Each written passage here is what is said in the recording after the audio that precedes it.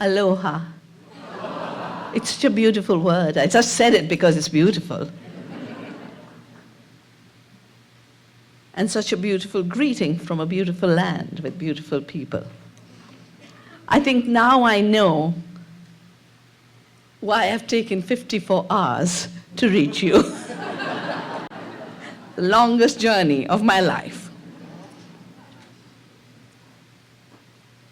And of course, the larger life, many fellow travelers, Jerry sitting at the back, who had the creativity and imagination to draw us all together in the International Forum on Globalization. And Andy, when you were telling that story about the climate change meeting, you forgot that after that we went over to your office and you photocopied the entire Hibbert case for me, which was the first utility patent on plants. While Navdanya was formally registered as a legal entity in 91, I started seed saving in 1987. And it was a result of a meeting organized by the Dag Hammarskjöld Foundation. Dag Hammarskjöld was the first Secretary General of the United Nations. It's a Swedish-based foundation. And it was called the Laws of Life, organized in Geneva. It was on the new emerging biotechnologies. There were no commercial products at that time. But the techniques of gene splicing had evolved in the public sector, in the university system. And by then, the companies that had brought us the war chemicals and had handled the agri-chemicals now realized there's a new opportunity. At the meeting, they said a series of things that in a way became the direction of my life. The first big shift was Chipko. The second big shift was this conference of 1981. First, the company said, it's not fair that farmers save seeds,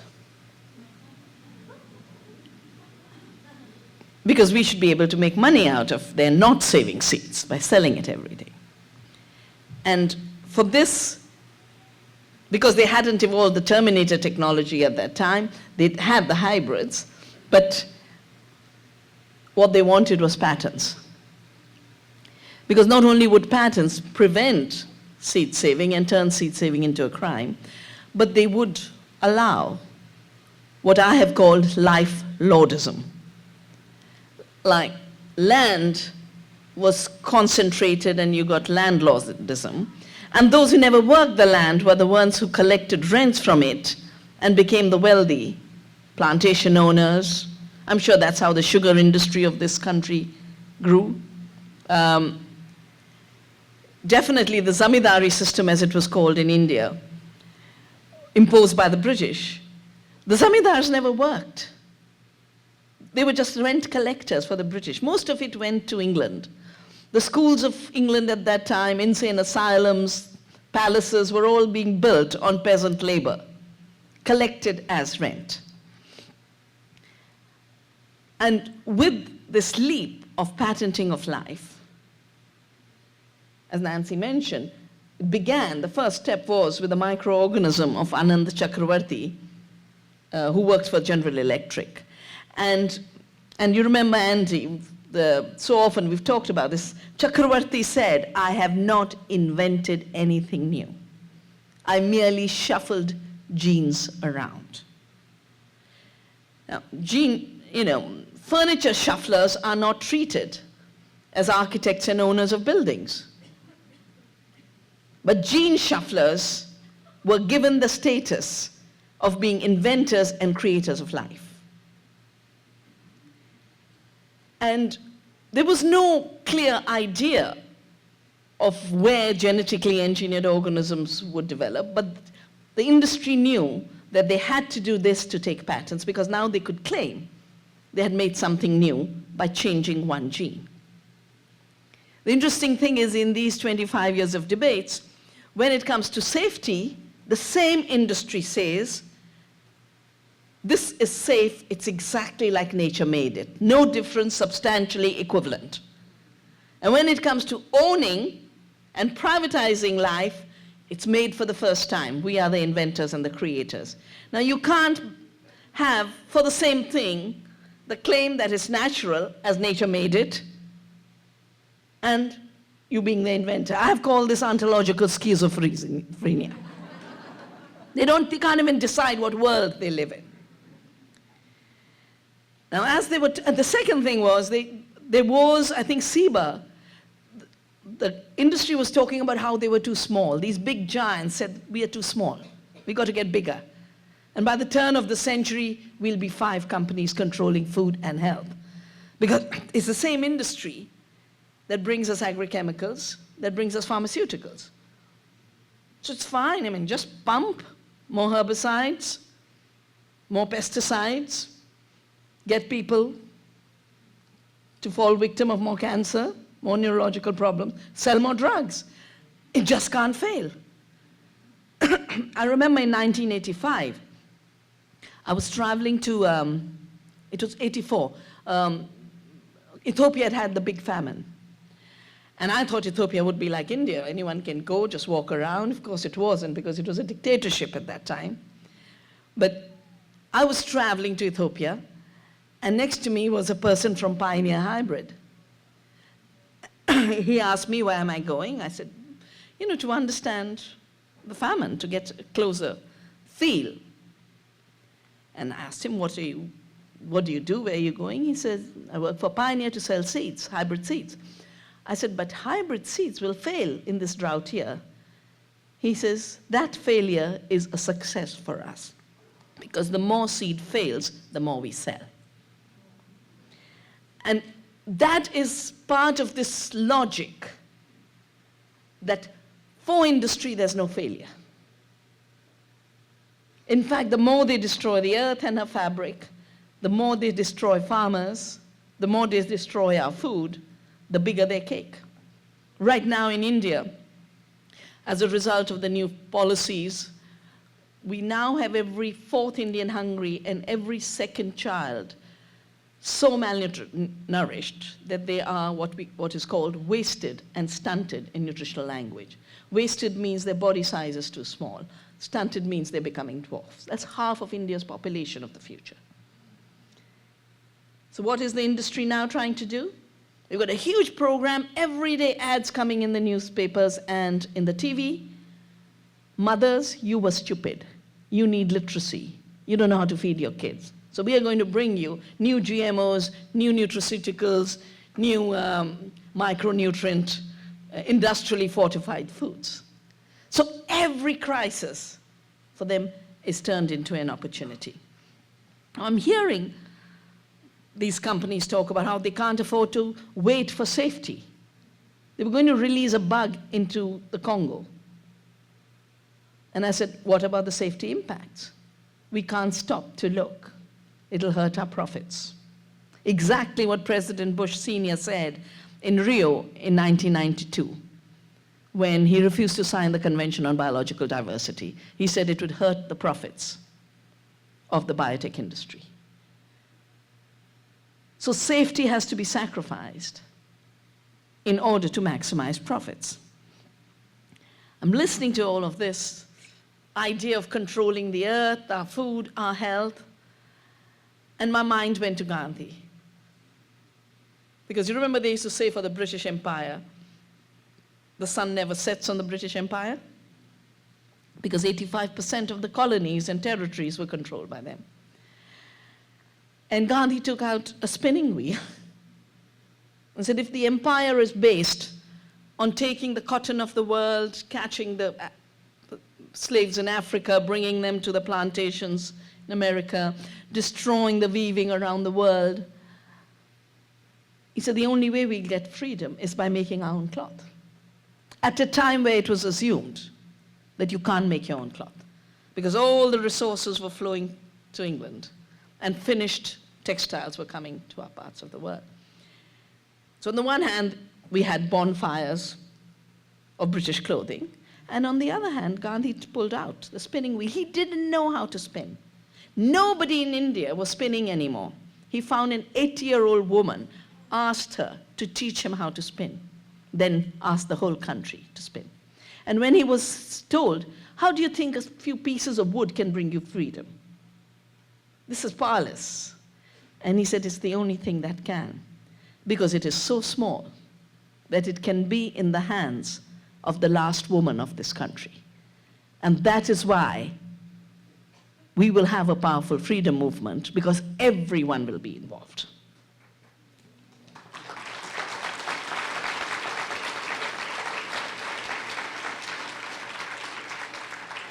And thinking about what, I just call them the war industry. The biotech industry is the old war industry and continues to make war. Now at the genetic level, now at the ecological level, now against biodiversity, now against farmers. That beautiful song about how many butterflies and bees and farmers will you kill. And I thought the seed has to be the spinning wheel of today. Saved and kept free in every hand. Little children in schools, grandmothers, even those of us who think we have nothing to do with gardening. One little pot somewhere, a commitment that we will not allow life on earth, the freedom of life on earth, and our freedom to be extinguished.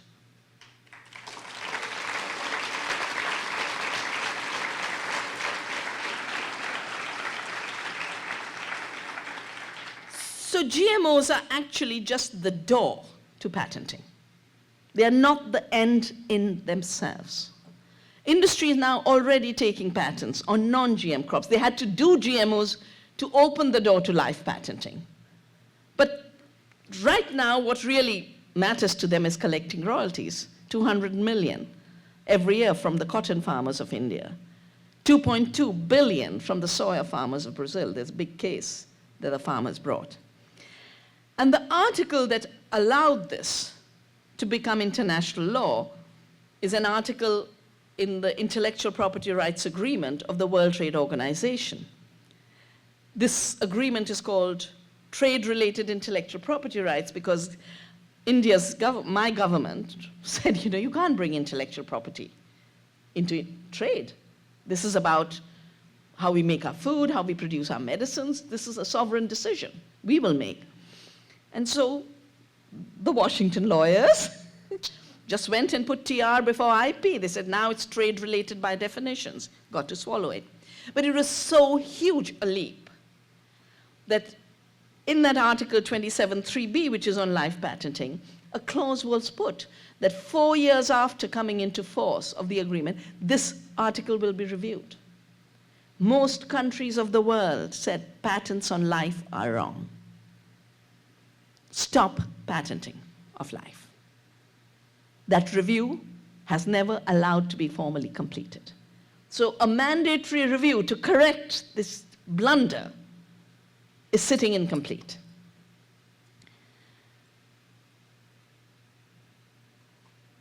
In '95, as soon as the WTO was established, Monsanto representative actually said in a speech in Washington, in writing this agreement, we were the patient, the diagnostician, and the physician all in one. We defined a problem, and the problem they defined was farmers were saving seeds. And we offered a solution to define seed saving and seed sharing as a crime, an intellectual property crime. And that is what made me not just start to save seeds, but also start following the other aspect of Gandhi's teaching. The first was always his idea of a deeper freedom, Swaraj, self-organization, self-rule, self-governance, sovereignty. But the other side was the power to say no to unjust law.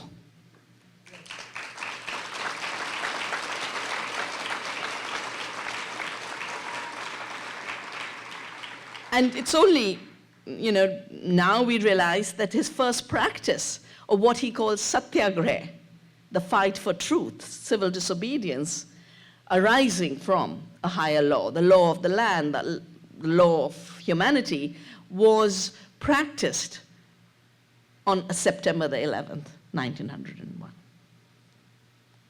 in South Africa, when they were trying to divide the society according to race and requiring people wear identity badges on the basis of race. He and the Indians said, we will not be divided. We are one citizenship. That was his first no to unjust law. And then he practiced it for salt, and he practiced it for indigo. And the salt satyagraha has been our inspiration for the seed satyagraha. From the day we started Navdanya, those 500,000, now there's 650,000 who've joined the movement. The single commitment they make, there's no membership fees, there's no money involved. The commitment they make is we have received this biodiversity and these seeds from nature and our ancestors. We have a duty to protect it, to hand it over to future generations in the diversity and integrity with which we received it. And therefore, we will not obey any law that interferes in this duty. We will continue to save our seeds. We will continue to share our seeds. We will not recognize patents in seed.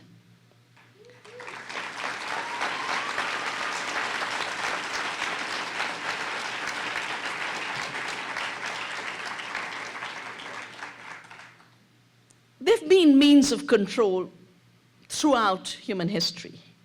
But I think it's the first time, through genetic engineering and patenting, we have a global control mechanism over all life on Earth, not just on small groups of human beings, all life on Earth. This is eco-imperialism. And this control is established through a number of steps. The first is the false claim to addressing hunger. There is no increase in yields, as Andy mentioned. When Monsanto came in with the BT cotton to India, they talked about 1,500 kilograms of yield per acre of cotton. The averages have been 300, 400, very often zero. Total failure. But that false claim to hunger keeps getting repeated again and again and again. The second means of control is the whole issue of patenting. But why would farmers depend on patented seed if they had their own? So what you have to do is destroy the farmer's sovereignty and destroy the public system. India, we had 80% seed in farmers' hands when all the seed monopoly started in the mid-90s. 80% seed was in farmers' hands. The remaining 18% was in the public sector breeding. And only about 2% was largely vegetable hybrids, in a few vegetables. Today, 95% of the cotton seed is owned and controlled by Monsanto. In 15 years. Total control. And unlike in US, where they sign individual agreements with farmers, in India, they just get the companies, seed companies, who do the real work. Actually, even the companies don't do the work. Farmers do the real work. But the companies are the ones who get locked into licensing arrangement, and the licensing arrangement says you can't sell anything else but Monsanto seeds. And you would then wonder, why on earth would Indian companies, seed companies, give up their sovereignty to get locked in with Monsanto? Because the profits of Monsanto are so huge that even as a second player, they make more money. I'll give you a simple example. The cotton seed cost jumped 8,000%. Before that, cotton seed used to cost 5 rupees, 7 rupees a kilogram. Now it costs about 4,000 rupees a kilogram. Now, the Indian company selling 5 rupees seed probably makes 2 rupees as margin. And the rest goes in all that it takes to breed the seed. With Monsanto's 4,000 rupees, even if Monsanto walks away with half as royalty, the company will still probably make 1,500. Compare that to 2.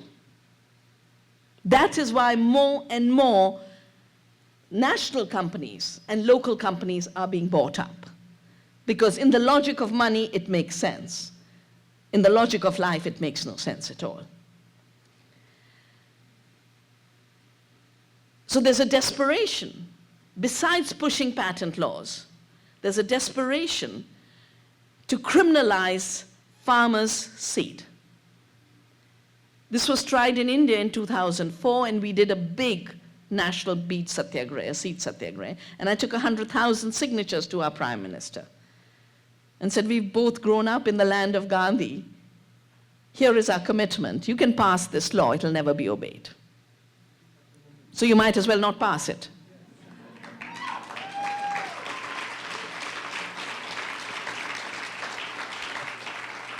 But in the United States, of course, most of the commercial seed is patented. And the Center for Food Safety has done so much work on Monsanto versus farmers, recording all of that. In 2010 in Europe, out of the blue, a new law, seed law, was passed that criminalizes diversity and criminalizes farmers' rights. And how is that achieved? By a very false science of breeding that recognizes uniformity as the only quality of good seed. In fact, it's a bad quality because with climate change, you need diversity. In any case, we have seen how quality and diversity has disappeared from our seeds and our food. You know, I used to live on fruits while traveling. I can't eat fruits anymore because, they all taste the same. A peach and an apple and a melon have flat taste. You always need a knife to struggle with it. I call it rocks. It's no more food. Because when you breed for uniformity and you breed for long distance transport, then you're going to breed rocks. I mean, that's why they wanted flavor savor. Even though it would be rotten, it wouldn't show. A bit like that 70-year-old woman who Botoxes her wrinkles. I mean, I love wrinkles. I think they bring such dignity. It adds such beauty. And if my tomato is rotting, I'd like its wrinkles to tell me that. Another strategy of control is corrupt the governments. I used to train my government on biosafety. Throughout the conventions on Rio, I used to write their texts. Today, the federal government of India has become an extension of Monsanto, like White House has become an extension of Monsanto. And part of our movement is to rescue our democracies and our governments from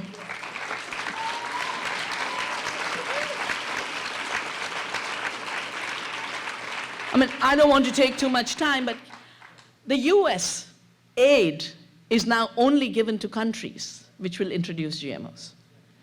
And we had to fight an agreement in Nepal where US aid was forcing the government of Nepal to introduce GMOs. Just like after the Haiti disaster, the earthquake, an attempt was made to introduce GMOs, and the peasants said, we won't accept it. We just won't accept these seeds.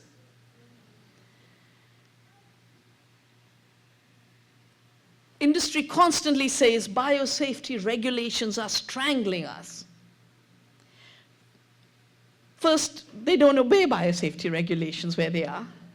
And in countries like the US, there is no real biosafety regulation because of that substantial equivalence principle.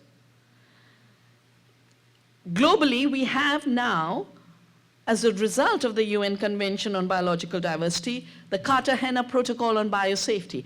Biosafety is all the sets of issues around environmental and health impacts, and now socioeconomic impacts of genetic engineering. It's an international obligation.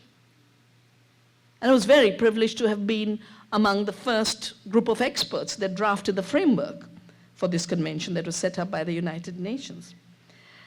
In India, we had a genetic engineering regulation even before the UN system. It's a 1989 set of rules, I believe, written by scientists who did work with genetic engineering and realized the risks. A very enlightened regulation. There's been an attempt, after we used that regulation to put a moratorium on the Bt eggplant, to replace our law to regulate GMOs with a law called the Biotechnology Regulatory Authority of India to fast-track GMOs and send people like me to 2 years of jail. Of course, we fought it. They haven't managed to pass it. But coming back to that Bt eggplant, which we organized and got a moratorium, even though the industry keeps claiming, oh, we are getting you new stuff and we'd never have it without genetic engineering, in a Bt eggplant, they only add a Bt toxin. The eggplants are Indian eggplants. So now they've been caught, Monsanto's been caught in biopiracy of the eggplant. Like earlier, they had been caught doing biopiracy of ancient wheat from India, which has very low gluten, and in this period of high gluten, again because of industrial breeding, it would have had a huge market. And the basmati that you mentioned, and the neem, 1,500 patents on climate-resilient crops that have never been bred by the industry. What they do is basically use software programs. You know, when they get the seeds, they know the passport data of the seed says drought tolerance. The farmers have bred it over centuries, or flood tolerance, or salt tolerance. In Navdanya, we save these climate-resilient traits. So the industry gets 5,000 drought-tolerant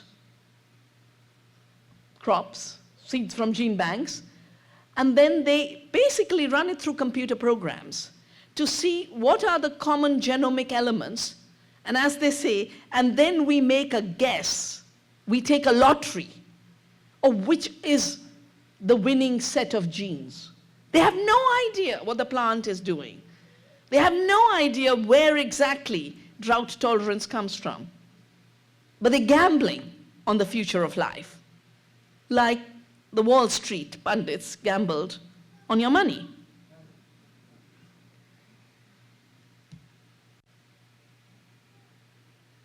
There's an attempt right now to destroy the biosafety regulations of Europe, which is very strong because of movements. The European Commission in Brussels is very pro-Monsanto. 80 lobbyists of Monsanto sit there. But at the national level, movements have an impact. So they try, European Commission pushes, they're forced to roll back. In 2003, President Bush, the junior President Bush, it's in the family tradition, said, he brought a case on behalf of Monsanto to the World Trade Organization against Europe to get rid of the labeling, the bans, and the moratoria. We built a huge campaign, called it the GMO, the Citizens Campaign, the GMO Citizens Campaign on WTO. 60 million signatures were collected and taken to the WTO meeting. And we said, we are all watching. We're going to watch what you decide.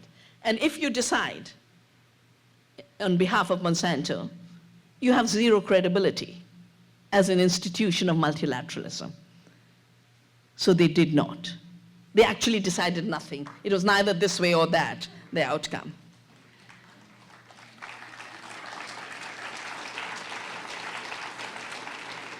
And every 2 years, there's an attempt, again, the European Commission tries.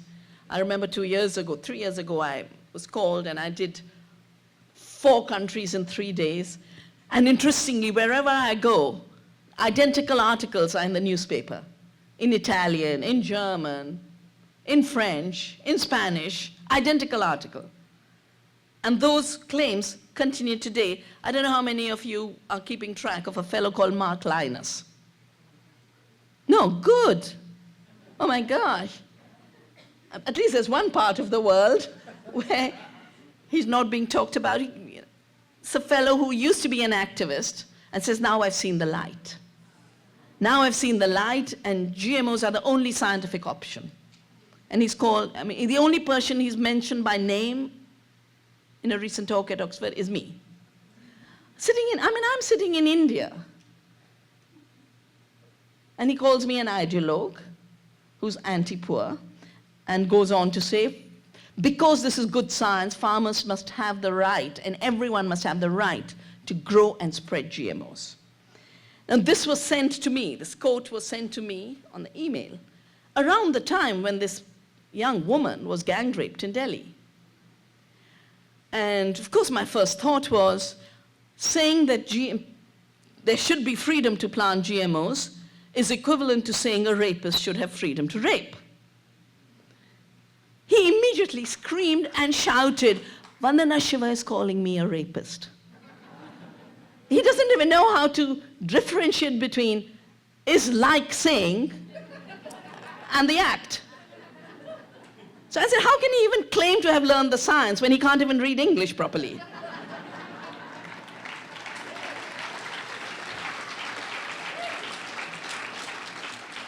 And you know, when you're as old as I am and you've done this for as long as I've done it, every year there's a new Linus that's brought out. Monsanto, their statements are identical, their arguments are the same, the name and the face is different. And I think one day we should make a list. You have your own Henry Miller, who killed the Proposition 37, who claimed to be a professor at Stanford. And of course, while all this is happening, science gets replaced with public relations. And authentic scientists get attacked. Arpad Putzai, you sang about him. Seralini, the Russian scientist, whose work showed exactly the same results as Seralini, that rats fed with GM food had much higher levels of mammalian cancer, and 50% of their offspring died. Similar trends. Ignacio Chapela, who did the work on the contamination. An ordinary scientist doing honest piece of work comes out with a good result, a peer-reviewed journal publishes it, and the mafia descends on them. With the case of Chapela, the Nature journal published his article. And then thousands of letters came to Nature. Nature's not used to that. And they actually said, we withdraw an article. You can't withdraw an article.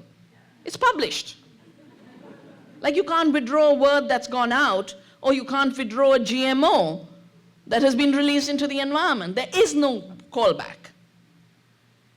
But in the case of this article, they did. And then a journalist in England decided to track it. Where did these letters come from? Who were these scientists? Turned out they were fictitious names.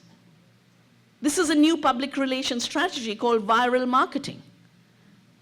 You sit in an office, you have a computer, you just keep cooking up names. And you can bombard any group with 1 million, 5,000, 10,000. They did it recently with this GM trials in UK, where they're putting cow genes into wheat. And of course, there was uprooting, protests, and letters descended on the university. So no, you must carry on with this work. It's very important to save the world. And it's totally safe. And while the whole claim is this is about science, this is about the next step of progress, this is about sophistication, it's about more food, actually everything about the GM project is anti-scientific. Every step. The first level, because it's an outmoded science. Nancy mentioned it, Andy mentioned it. Is that my hair missile going?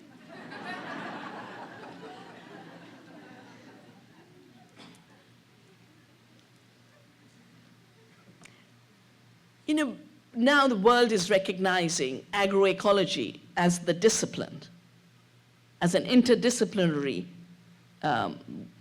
approach to sustainable agriculture.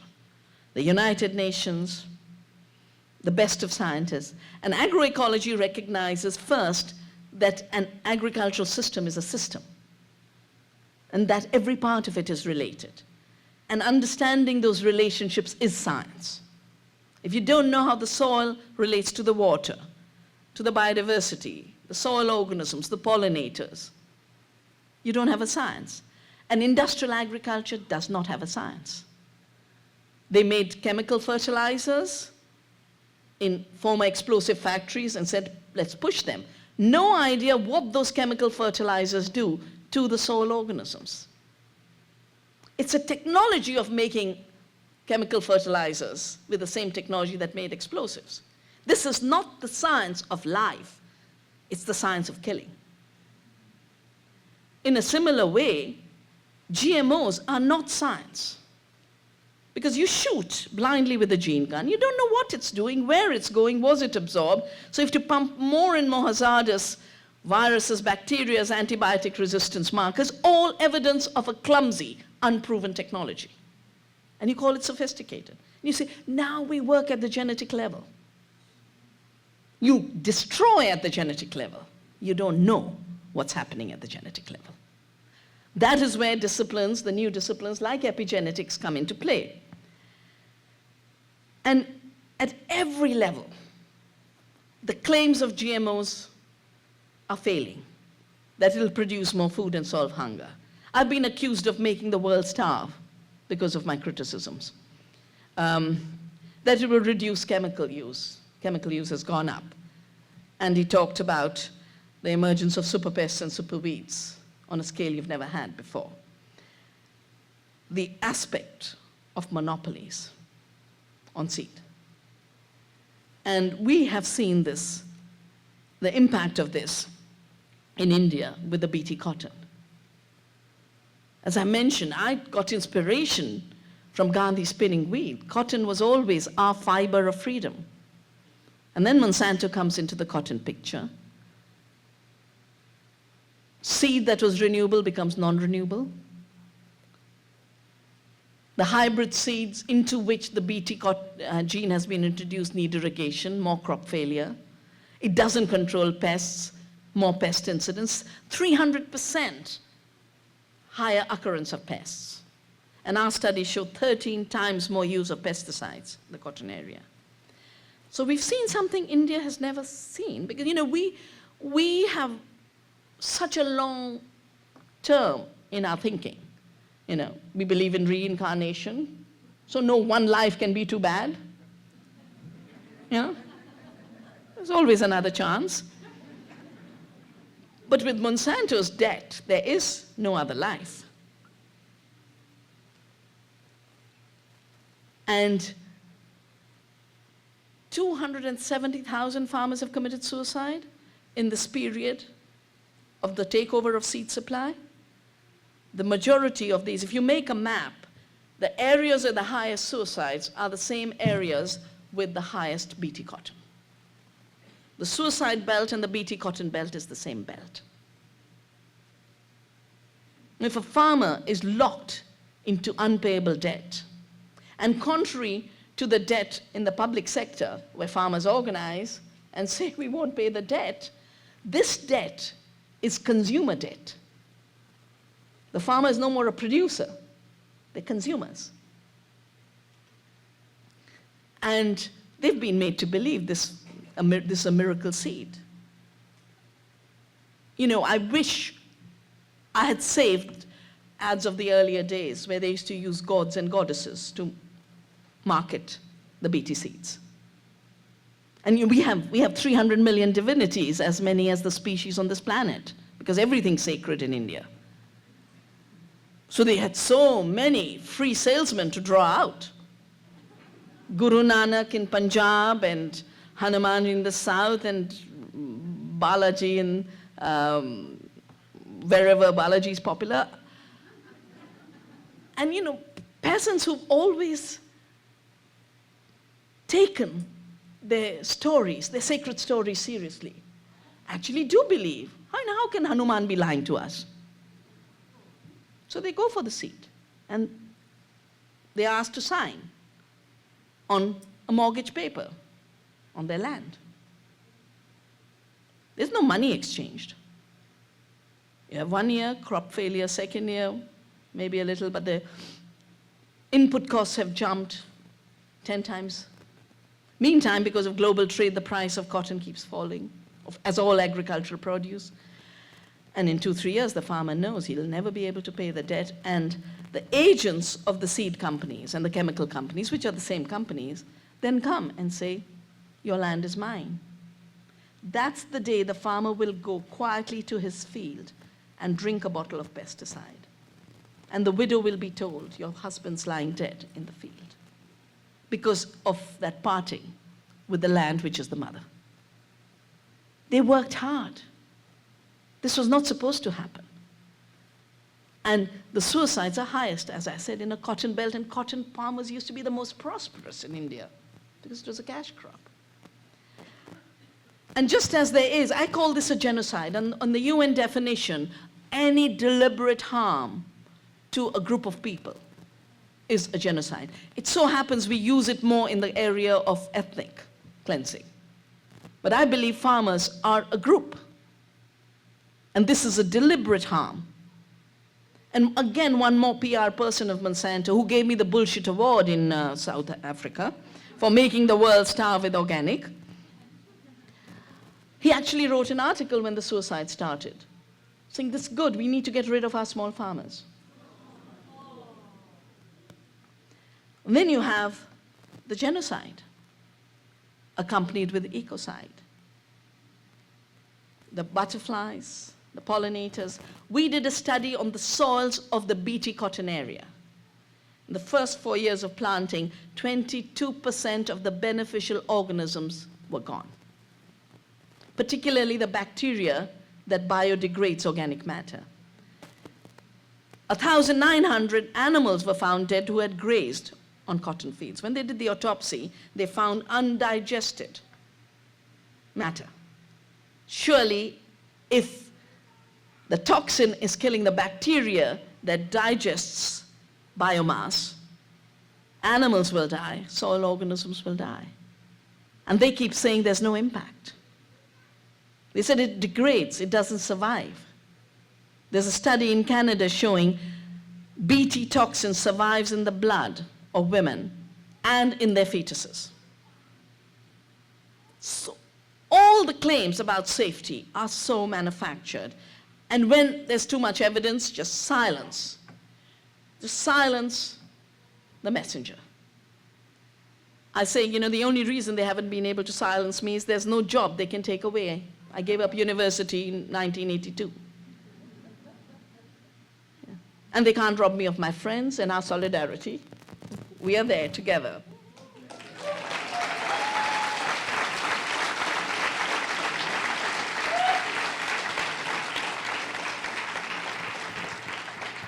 Another thing I realized, and Walter, you're talking about taro, which is your elder brother. Eggplant is an Indian crop. So they do genetic engineering of eggplant. They could have chosen 500 vegetables. Why don't they choose potato for India? Why eggplant? Because it is native to India, and we have 4,500 varieties. Why do they want to plant by bullying on 6 million acres GM corn in Mexico? Because corn is the sacred crop of Mexico and the Andes. So it's basically, while the justification is we are doing science, the reality is they are unleashing a war against our sacred cultures.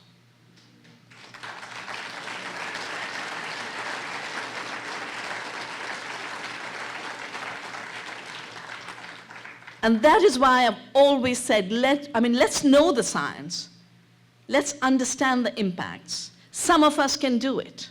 All of us don't have to be bothered by it. I still can't spell DNA for you. It's all right. I know what the messing up is, even if I can't spell it. What we've to mobilize is those aspects of our lives and life on earth that they cannot control, that we shape and we determine. That's why, when you sang those songs, I said, well, that's fine. We had to take this out of the scientific discourse. When it starts to come in music and poetry, that is when it starts to become a real social, political, and public and cultural movement.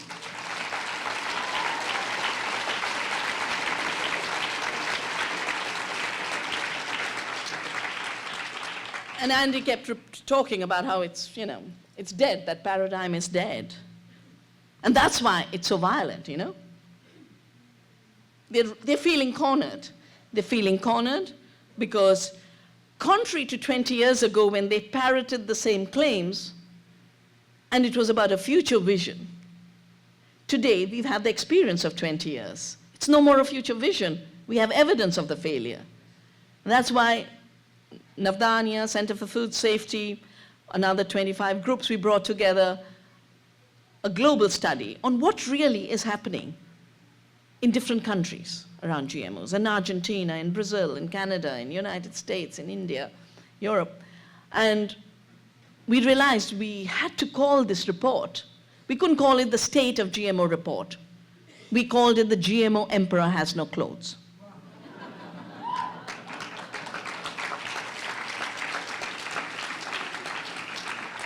And it's available on the Navdanya website, navdanya.org, free downloading.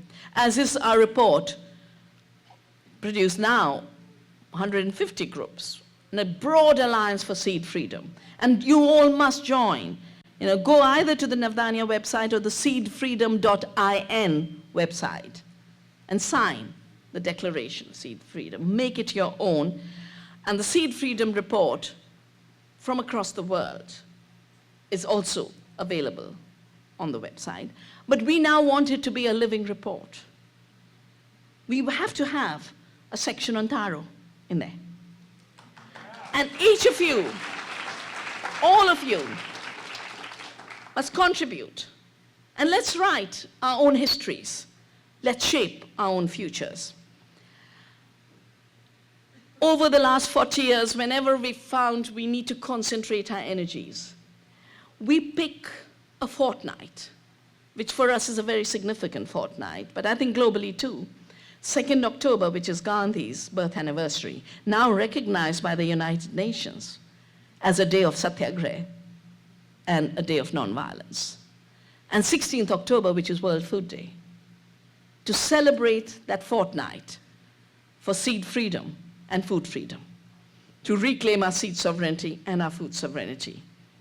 And this is what I see happening here in Hawaii and across the world. First, bonfires of every patented seed to follow Walter's footsteps. Let's just make copies and have bonfires. We don't take this seriously. These are just pieces of paper. Go home with it. We need to spread gardens of hope. It breaks my heart to land in Hawaii, so lush, so green, so generously endowed with biodiversity, wonderful climate, to import 90% of its food? Now, for industry, it might be a good design, but for the people here, it isn't. And why should we have to wait till the United States Department of Agriculture says, Hawaiians, you can grow your food? We don't have to wait for their permission. We got to do this. We got to do this for many, many, many reasons. The first reason is because cultivating the earth, as you said, is our first duty. Taking care of the earth. I remember a tribal saying to me, he was leaving his hut to go to the field. And I said, where are you going? To the forest. And he says, no, to beautify the land. For him, farming was beautifying the land, an act of love and beautification. It wasn't about harvesting and production. It was about enriching and enhancing the beauty that the earth provides. I think we must create gardens everywhere.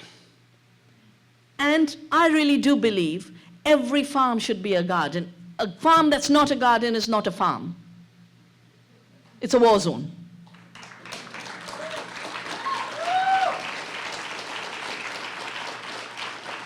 Because gardens have diversity. Gardens are grown with love. Gardens are the cooperation and co-creation between the gardener and the soil. And now, India, thank goodness, is a land of small farmers. 70% of India is still on the land. And all the data from the FAO, UN, our data is showing the smaller the farm, the more it produces. So instead of having 5 giant farms, we need 5,000 small farms. And land reform will have to be part of what we do. Occupy the land.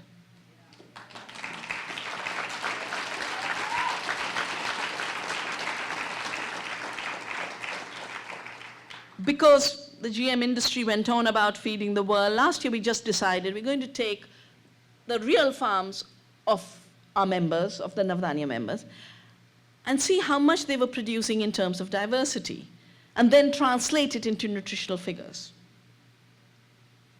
It turns out we could be growing enough nutrition for 2 Indias if we intensified biodiversity rather than intensifying toxics.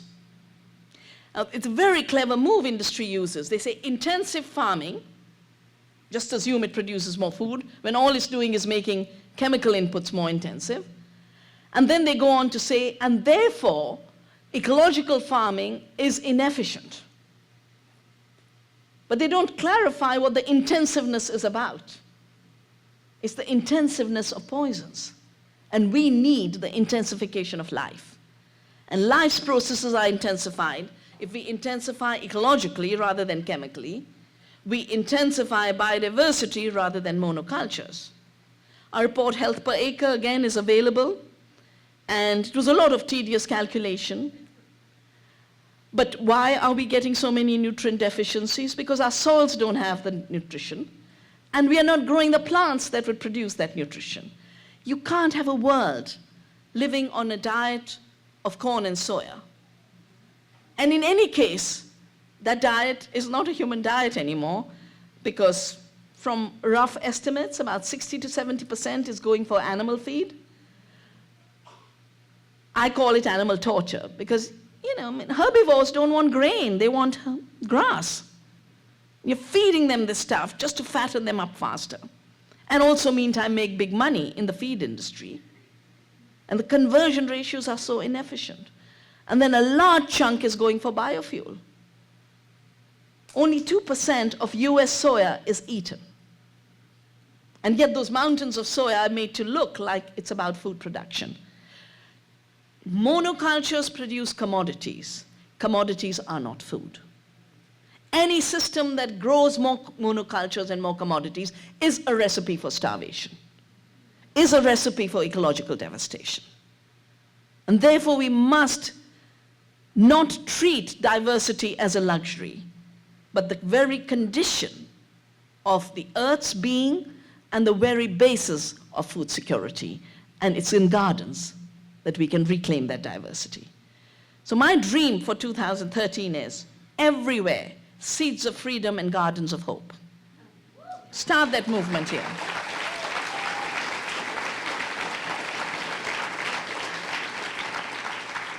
And everywhere, GMO-free zones. How did Europe continue to be GMO-free? Not by waiting for the European Commission to declare it. Villages, council, counties, regions, 50 governments of Europe have legally, at their level, signed declarations that we will not accept GMOs. And that's the way we have to go. One island maybe first, second island later. And of course, food freedom zones, relocalization, the word that your dictionary couldn't find. There are many words they can't find. They'll get very confused with seed freedom. And say, food freedom? How can you have it? You'll starve if you have food freedom.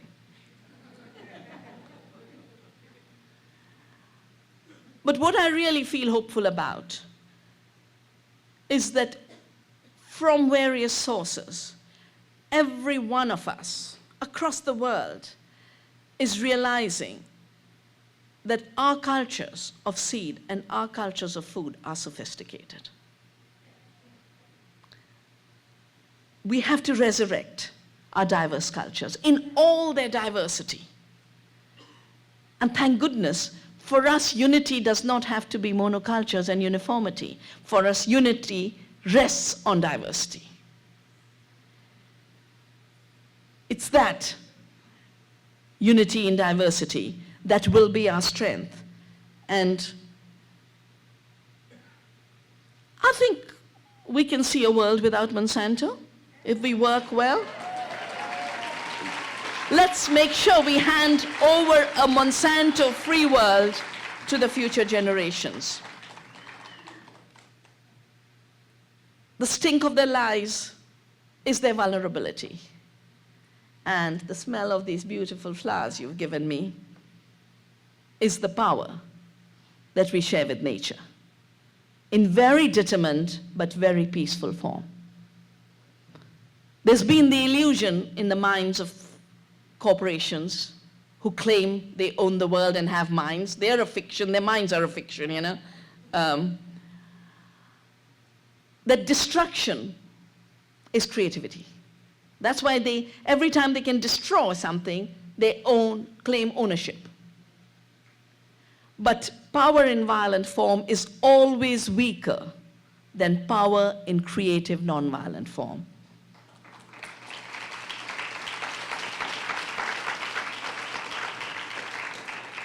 And even though they look all powerful with controlling White House, controlling our Prime Minister's office, I believe that power of money will be defeated by the power of our shared and common love for the earth, for all life on earth, for each other across the world.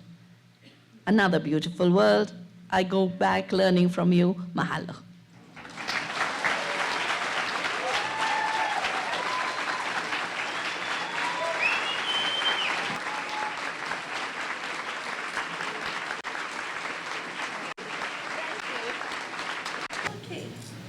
So, you know, here's the Seed Freedom Report that you can download. It's been collectively written worldwide, and it's not going to be a full stop. Like I said, it's going to be a living report for ourselves and our movements to communicate with each other, because I realized, I'll go there. No, I'll go there.